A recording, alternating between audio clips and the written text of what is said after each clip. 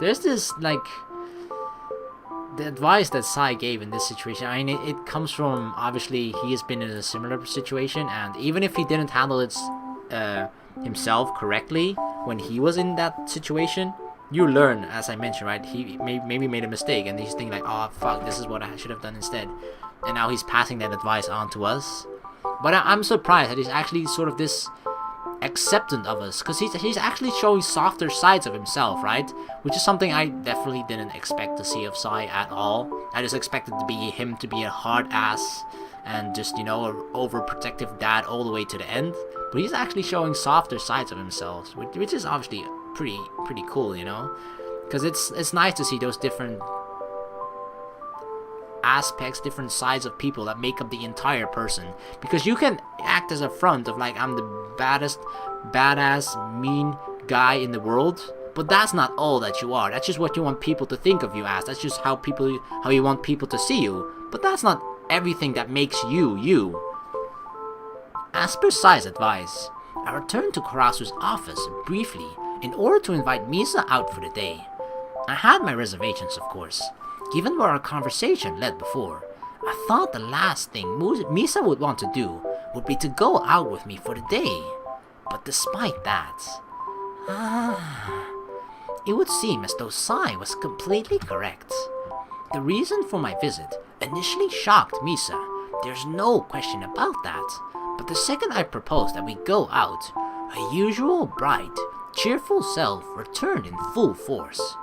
Even if Misa is happy to be just running around shopping centers like this, it wouldn't kill me to pick somewhere different for us to go.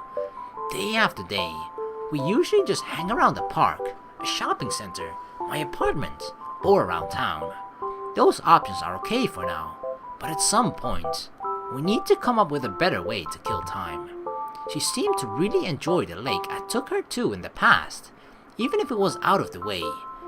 Maybe somewhere near the water would be a good choice.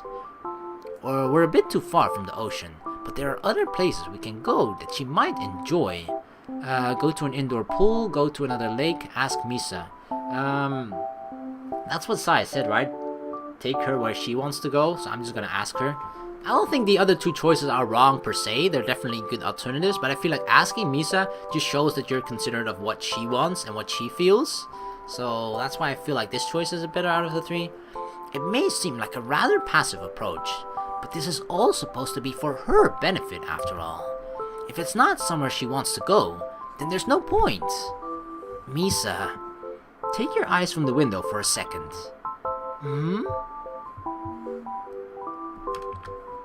Misa stopped window shopping for a moment as I called her name.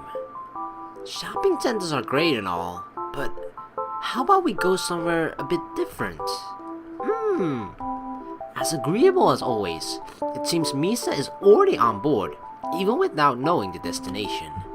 So, any idea where you want to go? This is something I actually should have thought about, like, you know, it's good of us to ask her what she wants to do, but the problem is she's gonna have trouble actually telling us where she wants to go exactly, you know, with the limitations that she has as far as not wanting to talk, as far as I know, or not being able to talk. After a few seconds of idle thought, Misa brought out her phone, quickly tapping away at it before I could even see what she was doing.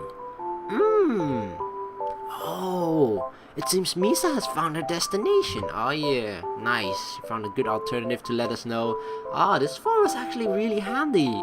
I guess with a map on it, or just, you know, she could type instead of, I guess, talking, because... Oh no, never mind. It was freaking Sai that answered us via text. Oh my god.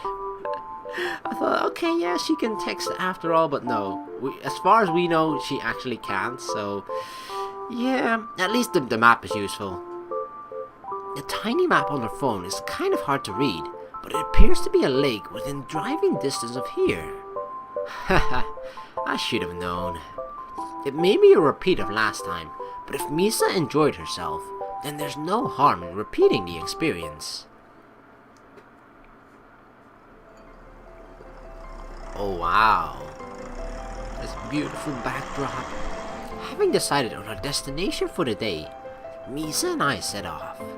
Misa looked up directions on her phone to a lake not too far from home, and proceeded to do the same for bus stops and schedules.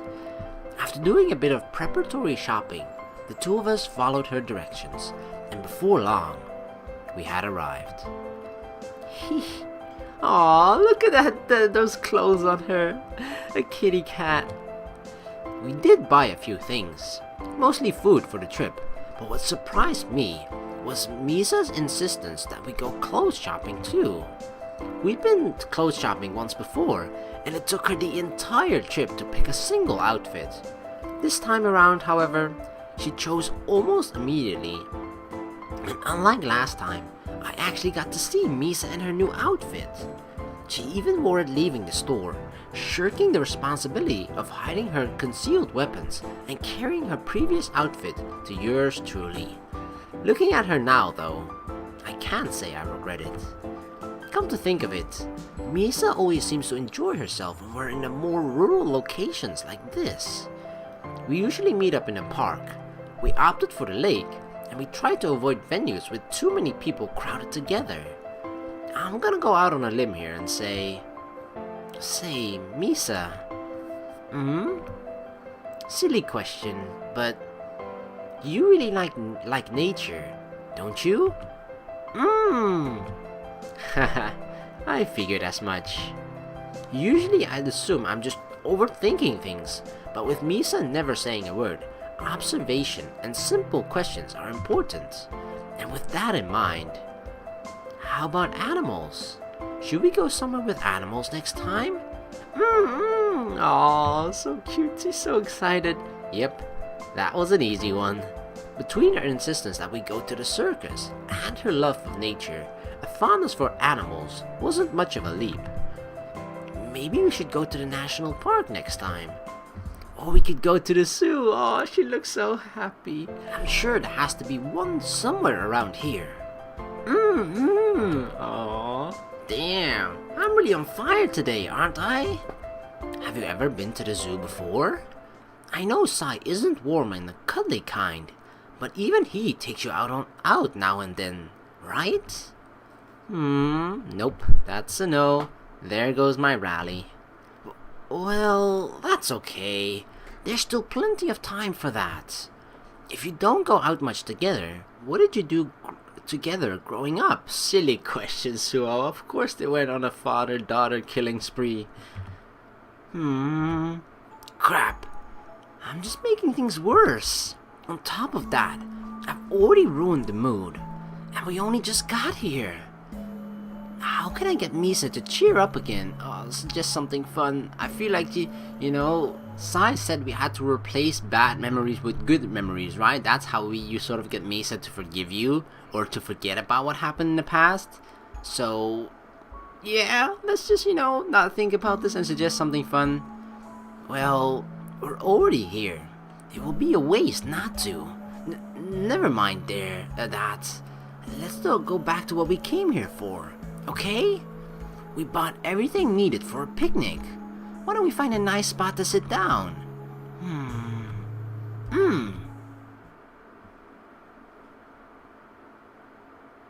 Picnic time.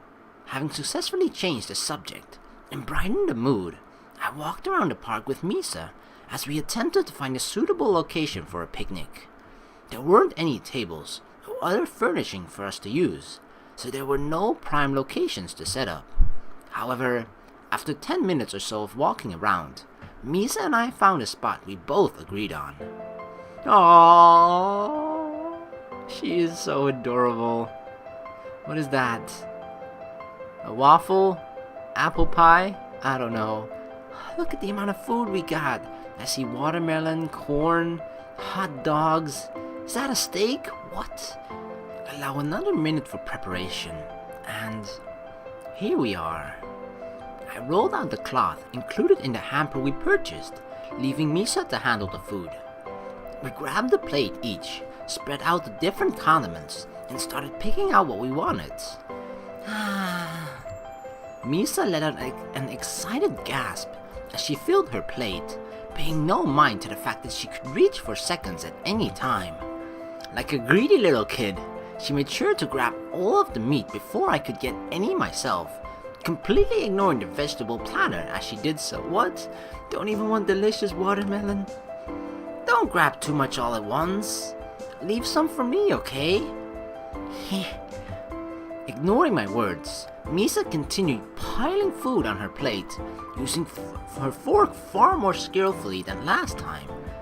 I suppose I should be happy, seeing the fruits of my labor like this.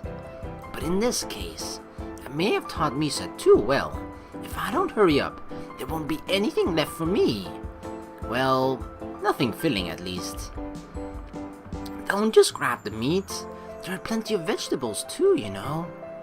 No good, huh? She's a meat eater. Misa's diet wouldn't usually be my concern. If it was, we probably wouldn't eat fast food so often. But in this case, the more she grabs for herself, the less there is for me. Sharing is caring, Misa. Fine, just eat whatever you want. But don't blame me if you make yourself sick.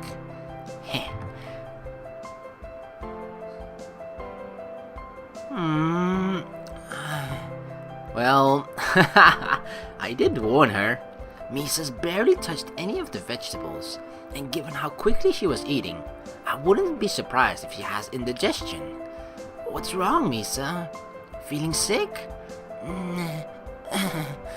Misa nodded drearily as she moved her fork away from her plate. I've eaten with Misa often enough to know that her eyes are bigger than her stomach, and on contrary to what she might believe, Misa isn't capable of eating as much as I do. However, our portions are usually separate, and in servings decided by the vendor of the day, so Misa hasn't eaten herself sick in my presence before. As Misa contemplated finishing off her plate, I removed the temptation from her side. She looks like she's about to sneeze. You know, like the charming look that you have right before you sneeze, where you like open your mouth and your nose holes get like bigger. You're like, it's kind of like that for her, but despite that, she actually doesn't look ugly, you know, unlike most people, including myself, when I'm about to sneeze. In a couple of quick wrist movements, I downed the remainder of her meal, preventing Misa from making herself any sick. Yeah, we ate her food for the team. It was one for the team. It's for your own good, Misa. Too tired to protest, Misa simply watched as I ate her food, unable to muster the energy required to stop me, let alone eat it herself. With a full belly and no more energy, Misa slumped over sideways and onto the ground. Faint groans of discomfort leaked from Misa's lips as she rolled onto her back, closing her eyes and allowing fatigue to take over. Her groans gradually turned into soft breathing sounds, and before I knew it, Misa had fallen asleep. Uh-oh. Come on already. Move! Sigh, what on earth are you doing? What does it look like I'm doing? I'm being a good parent. Oh my god, he spied. There are tracking devices in our phones, isn't there? You're trying to spy on their date, aren't you? Although Sai was initially glad that Suoh and Misa were making up, it didn't take long for his anxiety to take over. Bereft of anything important to occupy himself with, Sai spends most of his time after their departure obsessing over their outing, assuring himself that it was no different than usual. He was the one that suggested this, right? Why is he... I mean, you can really tell. I mean, this is just a clear sign that he's an overprotective father. If we weren't sure about it before, this is definitely has sealed the deal on that one. There's no doubt anymore regarding that fact. But it's strange that he's the one that suggested, yeah, go take her out. And then we take her out and it's like, oh, where are they going? Oh, they're here for too long. What are they doing here? You're at the lake. That only takes an hour. You were there for 2 hours. What was going on, huh? Shut up. I'm just making sure they aren't going anywhere dangerous. So, You're tracking your own daughter's GPS? Like I would do that. I'm tracking Suoh's GPS. Oh wow, that's a big difference. Sigh. I know you're worried, but those two can take care of themselves. Yeah. We've had this discussion. We have indeed. And you didn't listen last time either. So, where did those two lovebirds decide to go? The movies, perhaps? Shopping? Maybe a hotel. Karasu, you aren't helping! Oh my god. You're just like, spurring or making Sai even more nervous and putting thoughts into his head that we don't want him to have in his head. Hey! That's my daughter you're talking about. They just went to a park, okay? Just a normal, everyday park. A trip to the park, huh? That's right. They're probably playing tag or hide and seek right now, okay? Sigh. We're not 7 anymore, okay? Like, we're almost kind of... We are adults, right? I mean, if you're old enough to kill, you're old enough to be considered an adult. So, yeah. Or at least if you're old enough to kill for a living. Although many would consider Sai a realist through and through, whenever his daughter became the subject of conversation, reason was nowhere to be found. Misa was still just a playful little girl, at least in his eyes, and nobody would tell him otherwise. But if there was one person bold enough to make fun of Sai's overprotective nature, it was the man right in front of him. Say, which park did they go to? Which park? One in the city? One further away? A popular one with vendors? An empty park without anybody else around for miles? Karasu, come on, man! Where are you going with this? They're a fair distance from here. It's pretty far from any metropolitan areas. Ho, I see. What do you see? A young couple making up with one another after a minor misunderstanding. Together they escape from the eyes of their respective families. Look for a place where they can be alone. They travel away from the heart of the city, stumbling across an empty park, a remote area, just for the two of them. Out of range of the girl's overprotective father, and the two are finally able to be together. They hold hands as they walk, snuggle under a nearby tree, and lose themselves in each other's scents. As their hormones take over, the two gradually succumb to passion, and before long, they... Oh my god, Karasu, what the heck? Enough already! Like, that guy could freaking write the sequel to 50 Shades of Grey or something. Holy crap, Karasu. What's wrong? Papa Sai? Afraid to level up to grandfather status? Shut your mouth! My Misa isn't like that! As far as you know. God, that boy! I'm going back to work. Call me when they return. If they return. Shut it! Oh, Sai, you just can't be honest with yourself, can you? In one breath, you tell the boy to date your girl, and in the next, you curse him. I hope these fun days never end. Oh my god. Was that really necessary, Sai? Like, come on. I know, like, I mean, he's the leader, the rich guy, whatever, the head of the corporation. Like, he likes to probably have fun in his own sick way and whatnot. And there's nobody really who can stop him from doing so because, you can't really stand up to your leader or boss like that. And Sai definitely won't do so. But, yeah, like, was that really necessary? I mean, come on. We're in a park. Nobody's gonna do that in a... Well, not nobody, but... They're not gonna do it in a park. With our picnic having come to an end, and the sun's rays beginning to dissipate, our day out together neared its completion. Misa, after eating more than her stomach could take, nodded off to sleep soon after finishing her meal, leaving me to clean up her scraps. She rested peacefully on the soft grass beneath us, wrapped gently in the cloth we had been sitting on moments before she fell asleep. As Misa slept, I sat idly by her side, waiting patiently for her to wake up. I wouldn't dare leave without her, of course, and there's no way I'd wake her up while she was sleeping so soundly. So, with nowhere else to go, and nothing else to do, aww, I allowed my brotherly instincts to take over. I don't know if lap pillows really are comfortable, especially when given by a male. Moreover, taking it upon myself to do something like this would probably be considered creepy, not considerate. Even if I were to try this with Sara, I have no doubt that she'd cast me away, refusing to assume such an embarrassing position. But now that I've already come this far, I'm not so sure about that. After all, Misa has been sleeping soundly this whole time, so it can't be that uncomfortable, and it's not like there are any onlookers around to make this awkward. And meanwhile, Saya's looking out from the bushes. What's going on? Besides, when we're alone together like this, and I look down at her precious sleeping face, I just want to take her. Uh-oh. Huh? It's the sickness. No, that's not...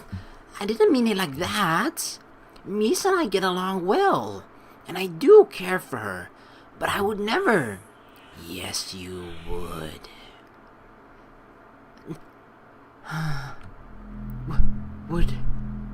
Would I?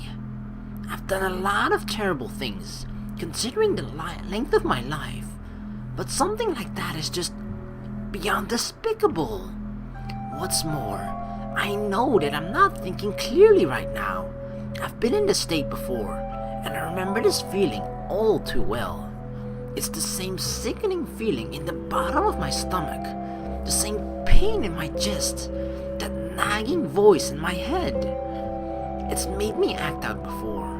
It's made me do things I usually wouldn't. It's a curse which forces me to act. But even knowing all that, why is it manifesting now? Previously, my sickness only seemed to flare up when I was hesitating to do something, as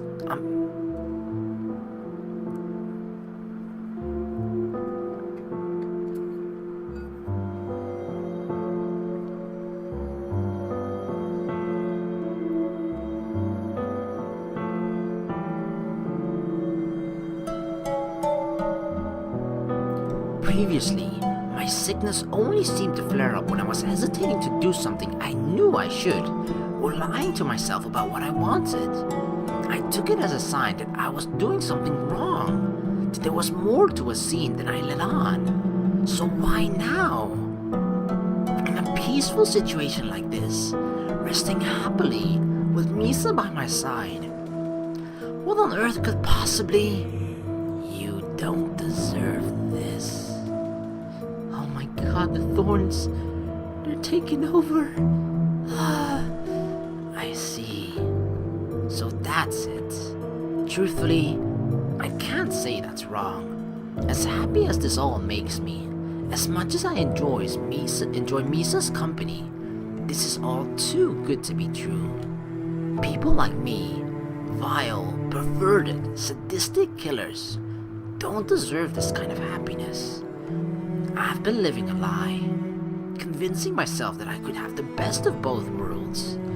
All this time, I've been raking in cash by doing despicable deeds while simultaneously living a happy life with Misa and Sara. I thought I could have an ordinary home life with Sara, enjoy my time together with Misa like ordinary teenagers would, and just work on the side. But for a killer like me, they're too good for you. Absolutely correct. Someone as trusting and considerate as Sara deserves a brother who can look after her. A brother who can be there for her without sneaking back in the middle of the night, smelling like blood. A brother who can support her honestly and be there when he's needed.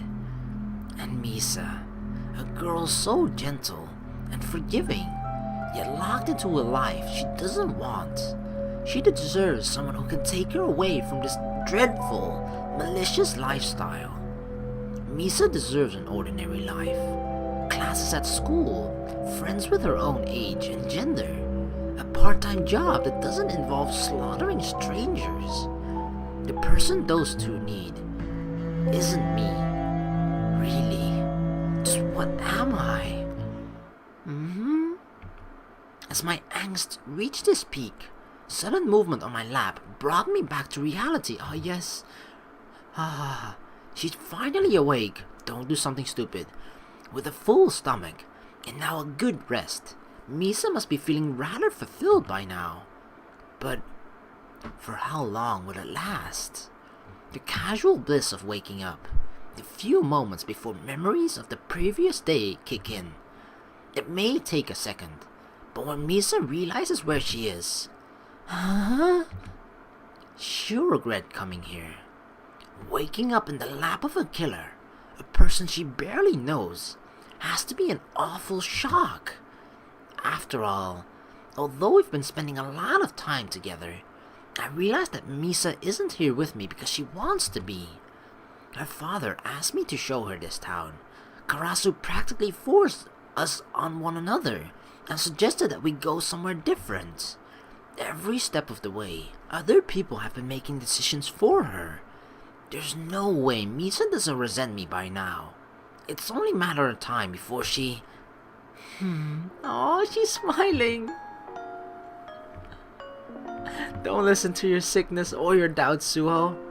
I looked down at Misa's smiling face in shock, unable to believe her reaction. Wait a second. Misa's actually happy? I pulled her away from her father, dragged her out here, put her body in an embarrassing position while she was sleeping. And she's happy? No, that can't be right. I'm just seeing what I want to see, aren't I? A person like me, actually making a girl like Misa happy? Sure, she may look that way, but if I ask her, "Hey Misa, can I ask you a question?" Misa looked up at me as I called her name, her face both flushed and confused. For a moment, I hesitated to continue. I've been altering back and forth between bliss and guilt, wondering what Misa wanted while assuming the worst. If I ask her and she rejects me, what will I... Misa, this may be a strange question, but are you happy?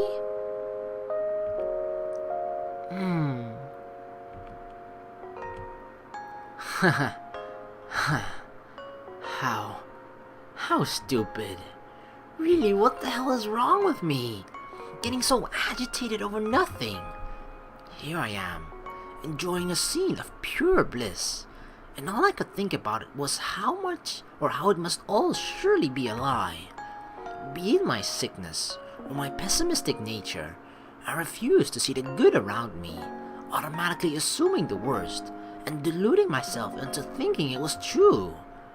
But one look at that heartwarming smile, and hell, I guess even a killer like me has the power to make other people happy. Whatever the root problem may be, I need to stop pining and growing the hell up already. If not for my sake, then for those around me. Even if my fears were real, and I was hurting those closest to me, it wouldn't be the end. There's always time to make things right. And right now, having fought through the fear of rejection, sitting here with a girl who accepts me as I am, nothing can bring me down.